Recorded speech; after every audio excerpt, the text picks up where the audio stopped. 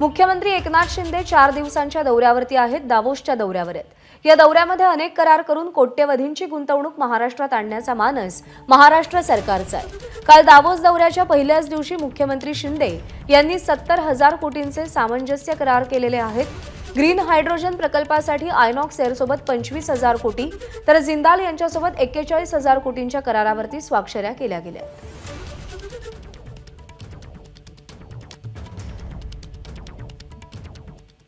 तर मुख्यमंत्री एकनाथ शिंदे दावोस दौऱ्यावर गेलेत। मात्र इकडे महाराष्ट्रात या दौऱ्यावरून आरोपांच्या फैरी झडू लागल्यात।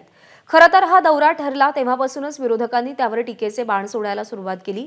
आजही या दौऱ्यावरती संजय राऊत यांनी आधी गुजरातला गेलेले उद्योग परत आणा असं आव्हान शिंदे यांना दिलंय। तर जयंत पाटलांनी या दौऱ्यावरच्या खर्चावरून एकनाथ शिंदेंवरती टीकास्त्र डागलंय। दावोसला ज्या प्रकारे हा इतका मोठा लवाजमा घेऊन राज्याचे मुख्यमंत्री गेले आहेत,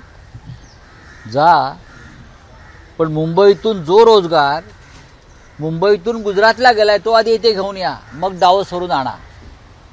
आधी गुजरातला जा, गुजरातवरून ते प्रकल्प परत महाराष्ट्रात आणा, गुंतवणूक, आणि मग दावोसला जा।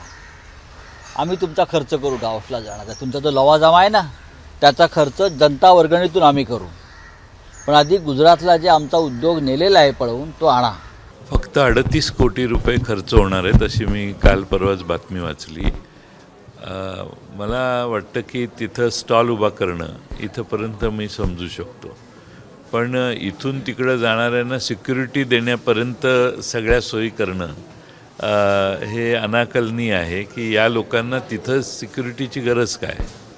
आणि दावोसचे ठिकाण फार सिक्युअर ठिकाण आहे, तिथं कुणीही काही कुणाला अपाय करण्याची शक्यता नाही।